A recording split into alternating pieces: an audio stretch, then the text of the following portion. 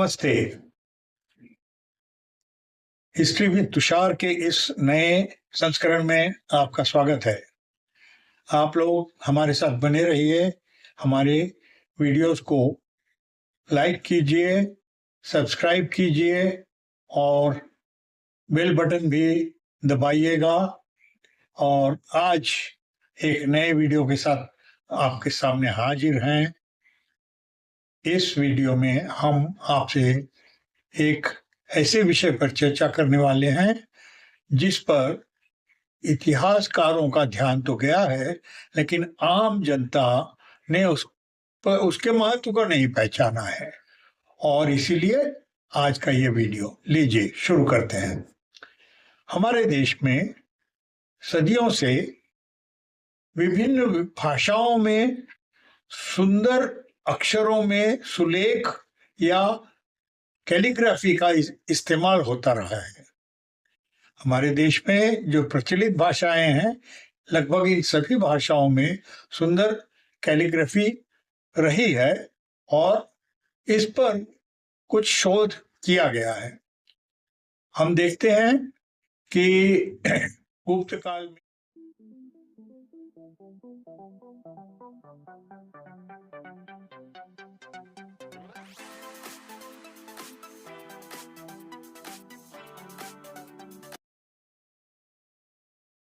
मौर्य काल में जो भाषाएं प्रचलित थी, जो लिपियां प्रचलित थी, उन भाषाओं और लिपियों को भी सुंदर ढंग से लिखना एक कला के रूप में विकसित होता गया। और फिर हम देखते हैं कि दक्षिण भारत में सबसे पहले ब्राह्मी लिपि का आविष्कार हुआ, उसका इस्तेमाल होने लगा और उसी के विभिन्न रूपों के रूप में आज की देवनागरी, आज के बंगाली या असमिया या मणिपुरी भाषाएं, उड़िया, तेलुगु और विभिन्न दक्षिण भारतीय भाषाओं के अलावा सारे भारत में लगभग सभी भाषाओं के लिए उनका इस्तेमाल होने लगा। उनके रूप में भिन्नता आई और धीरे धीरे उनका रूप इतना अलग हो गया एक दूसरे से कि इन लिपियों में जो समानता शुरुआत में थी उसे आज पहचानना भी मुश्किल है। अब जैसे कि उदाहरण के लिए तेलुगु में या कन्नड़ में क अक्षर, तमिल में क अक्षर, हिंदी में क अक्षर, बंगला या उड़िया असमिया में या मणिपुरी भाषा में क अक्षर, हिंदी यानी देवनागरी में हिंदी, नेपाली, संस्कृत और मराठी भाषाएं लिखी जाती हैं। इन सभी में क अक्षर या गुजराती जो इसी देवनागरी से थोड़ी सी अलग हट करके बिना ऊपर के मात्रा के लिखी जाती है या क्षितिज मात्रा जिसे कहते हैं उसके बगैर लिखी जाती है, उस भाषा में भी क अक्षर। इसी का उदाहरण मैं आपको दूंगा और आप देखेंगे कि इनमें कितनी समानता है। या तो यह उलट पलट गए हैं या इनका स्वरूप में थोड़ा सा फर्क आया है। और इस तरह से इन तमाम भाषाओं में यही एक अक्षर या इसी तरह से तमाम अक्षर अपना रूप बदल करके या थोड़ा बहुत भिन्नता के साथ वो आज भी उपस्थित हैं। इसके बाद हम देखते हैं कि हमारे देश में 10वीं शताब्दी के बाद से तुर्कों का आगमन हुआ। उसके बाद उन्होंने अपने साथ पर्शियन मतलब फारसी भाषा को लाया और धार्मिक रूप से चूंकि वो लोग इस्लाम को कबूल करके यहाँ आए थे, इसीलिए इस्लाम की भाषा के रूप में अरबी भाषा भी हमारे देश में आई।